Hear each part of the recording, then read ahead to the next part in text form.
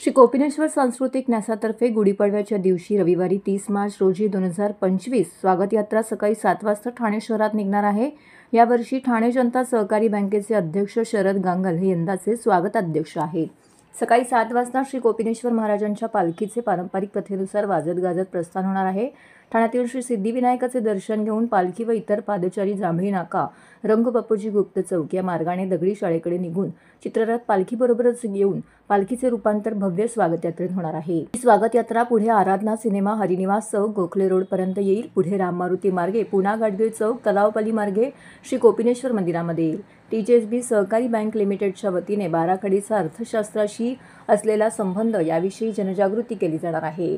गावदेवी मैदान येथे photo circle सोसायटीतर्फे छायाचित्र प्रदर्शन व विजयराज बोधनकर यांचे अर्कचित्र प्रदर्शन तसेच संस्कार भारती या संस्थेतर्फे भव्य रांगोळी साकारण्यात येईल। यावेळी न्यासाचे अध्यक्ष उत्तम जोशी, कार्यकारिणी अध्यक्ष संजीव ब्रह्मे, विश्वस्त विद्याधर वालावलकर, अरविंद जोशी, महेंद्र कोथळे, निमंत्रक तनय दांडेकर इत्यादी व्यासपीठावरती उपस्थित होते। पूर्वसंध्येला हरिद्वार येथे होणारी गंगा आरती 28 मार्च 2025 रोजी उपवन येथे तर 29 तारखेला मासुंदा तलाव येथे संपन्न होणार आहे। या स्वागत यात्रेत बौद्ध समाज देखील सहभाग होणार असून जगाला युद्ध नको बुद्ध हवा आहे असा संदेश यातून दिला जाणार आहे। सहकार्य हे रौप्यमय वर्ष आहे, पण गेले 25 वर्ष महापालिका कायम सातत्याने आपल्याबरोबर असते आणि हा ठाणे नगरीचा मानबिंदू असलेली स्वागत यात्रा आहे। त्यामुळे ठाणे महापालिकेला पण याच्यात अगदी उत्साहाने भाग घेत असते।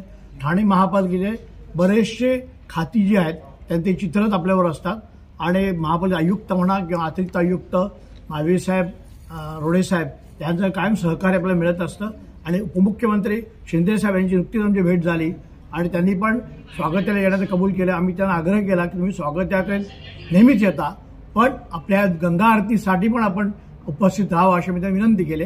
पण स्वागत यात्रेत त्यांना निश्चित सहभाग आहे। खासदार श्री नरेश म्हस्के साहेब पण येणार आहेत, आमदार निरंजन डावकरे आहेत, आमदार संजय केळकर पण आहेत। या सगळ्या आपल्या उपक्रमात नेहमीच बरोबर असतात, त्यामुळे मला महापालिका आवर्जून उल्लेख करायचा वाटतो।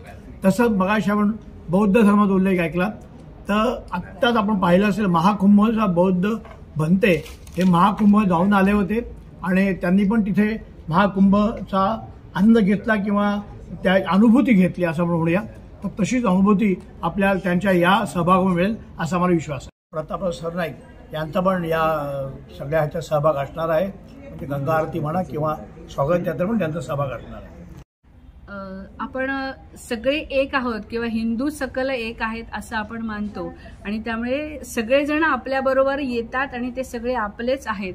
त्यामुळे यंदाचं हे भिक्खू समाजाने आपल्या सह असणं ते आपलेच आहेत, पण प्रत्यक्ष यात्रेमध्ये ते यंदा आपल्याबरोबर सहभागी होत आहेत ही सगळ्यांसाठीच अभिमानाची गोष्ट आहे।